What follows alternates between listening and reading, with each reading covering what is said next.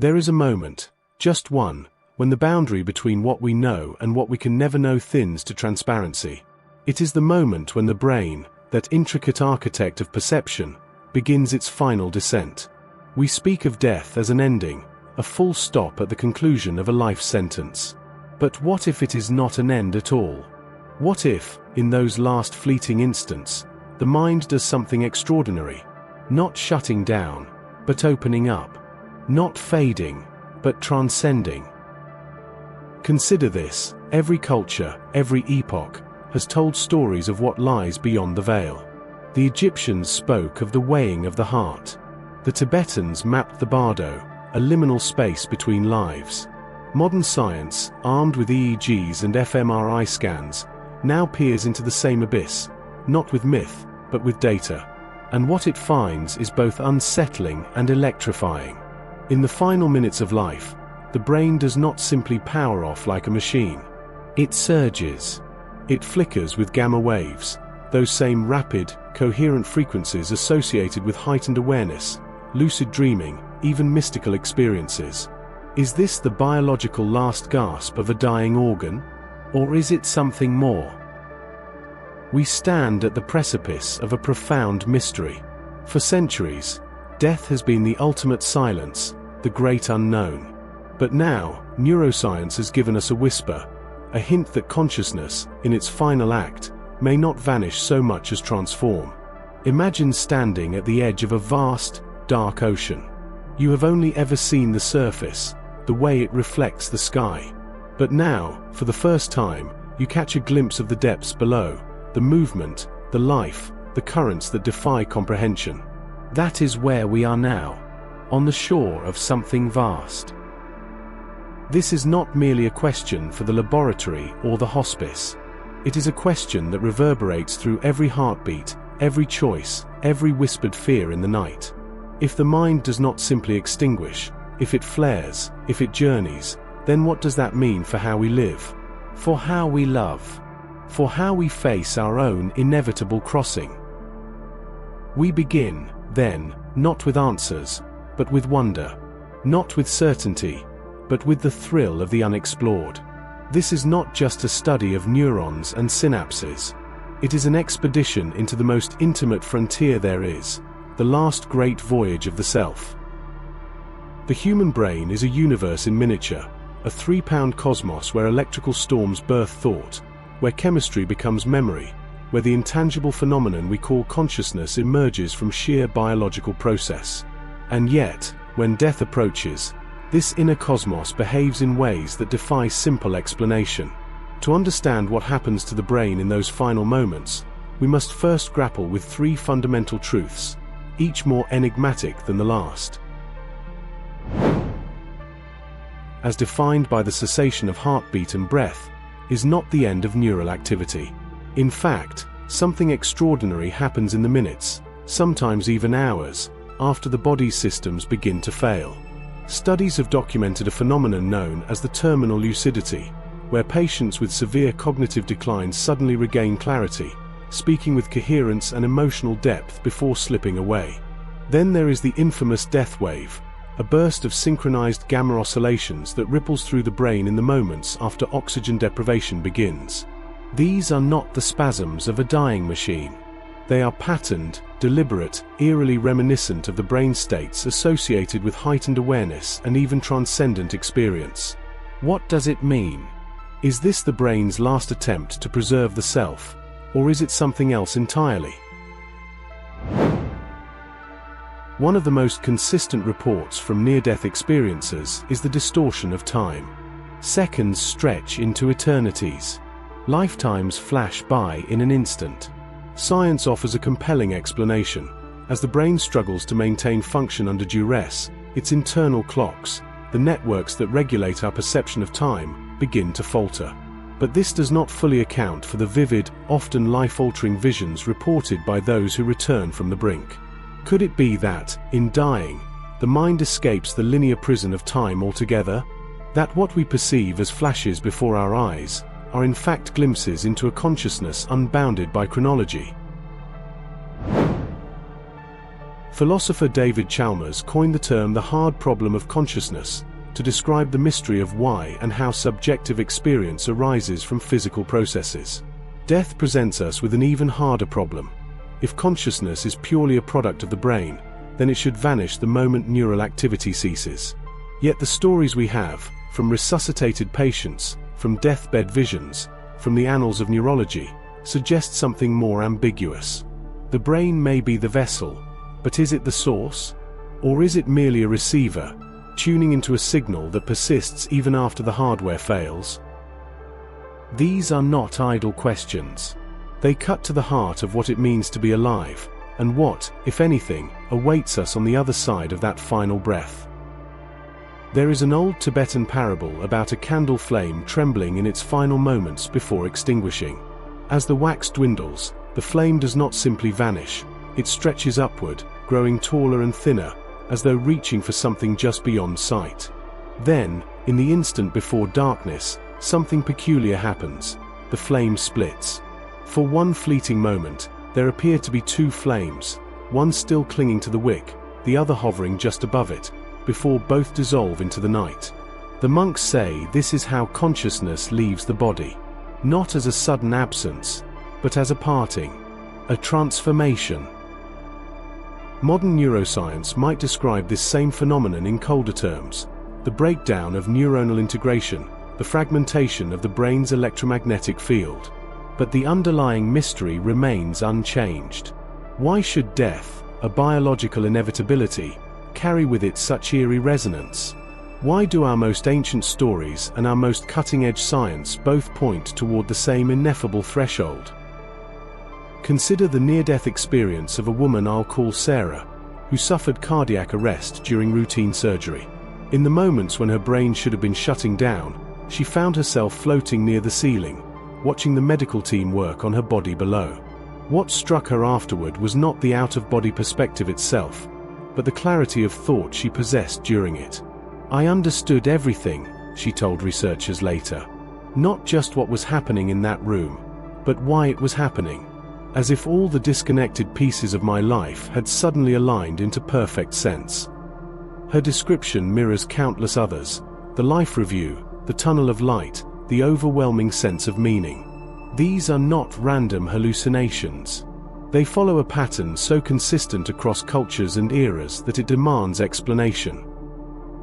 Perhaps the brain, in its final act, performs one last great synthesis. Like a dying star collapsing inward before exploding into a supernova, the mind may compress a lifetime of scattered impressions into a single, luminous whole. The Dutch neurologist Fred van Eden, studying his own lucid dreams a century ago, coined the term hyperphantasia for this state of intensified mental imagery, a waking dream more vivid than reality itself. Could the dying brain be entering a similar realm, where metaphor and memory fuse into something beyond ordinary perception? There are deeper layers still.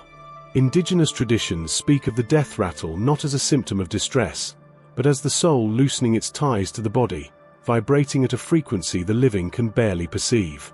The ancient Egyptians believed the heart, not the brain, was weighed against the feather of truth after death, suggesting some essence persists beyond mere physiology. These are not primitive superstitions, but sophisticated observations about consciousness's relationship to mortality. When a modern ICU patient reports encountering deceased loved ones in their final hours, who is to say whether this is a trick of oxygen-deprived neurons or something far more profound? The symbols persist because the mystery persists. The light at the end of the tunnel may be explained as retinal hypoxia, yet it continues to transform those who witness it. The life review may stem from temporal lobe activation, yet it brings reconciliation to fractured lives. These are not contradictions, but different languages describing the same uncharted territory. Science measures the dying brain's electrical storms. Poetry speaks of the soul's last flight. Both are true. Both are necessary. The most profound mysteries have a way of circling back to the most practical questions. If the dying brain does, in fact, undergo a transformative process rather than simply switching off, if consciousness flickers like that Tibetan candle flame before parting from its wick, what does that mean for how we live? for how we die, for how we care for those crossing that threshold. The implications ripple outward, touching medicine, ethics, and the very way we conceptualize life's value in its final moments. Modern medicine often treats death as a technical failure, a problem to be solved or at least delayed. But if the dying process involves meaningful, even transcendent neurological activity, then our clinical priorities may need recalibrating. Palliative care teams have long observed that patients in their final hours often enter states of unexpected lucidity or emotional resolution. These episodes, once dismissed as paradoxical or hallucinatory, might instead represent a biological and psychological necessity, the mind's way of completing unfinished work. Hospitals are beginning to adjust protocols accordingly, creating quieter environments in ICUs, allowing family members to remain present even after clinical death is declared, recognizing that the brain may still be processing, still integrating, still saying goodbye in ways we don't yet fully understand. There is growing evidence that the subjective experience of dying, whether peaceful or traumatic, may be influenced by more than just pharmacology. Studies of cardiac arrest survivors suggest that those who recall positive near-death experiences, NDEs, often exhibit lasting psychological benefits, reduced fear of death, increased compassion, a renewed sense of purpose. Conversely, those who report distressing NDEs may struggle with anxiety or PTSD. This raises urgent questions. Could preparing patients and families for the potential phenomenology of dying, the possible life review, the out-of-body sensations, the altered time perception, help mitigate suffering? Some hospice programs now incorporate guided imagery or mindfulness techniques specifically tailored to the dying process, not just to manage pain but to honor the mind's final journey.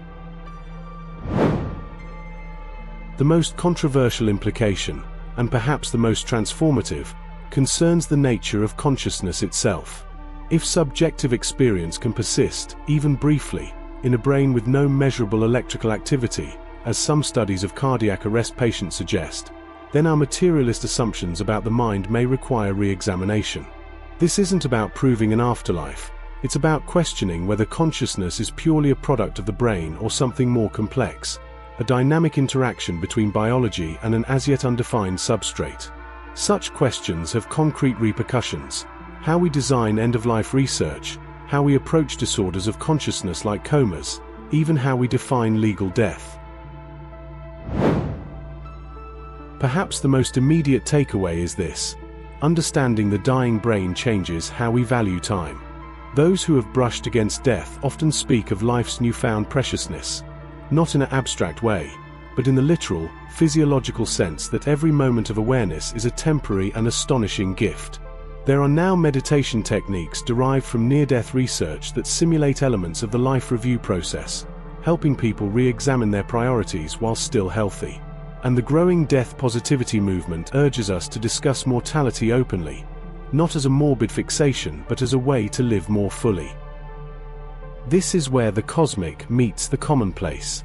The same gamma waves that might carry a dying person into transcendence are also present in moments of deep connection, creativity, and insight.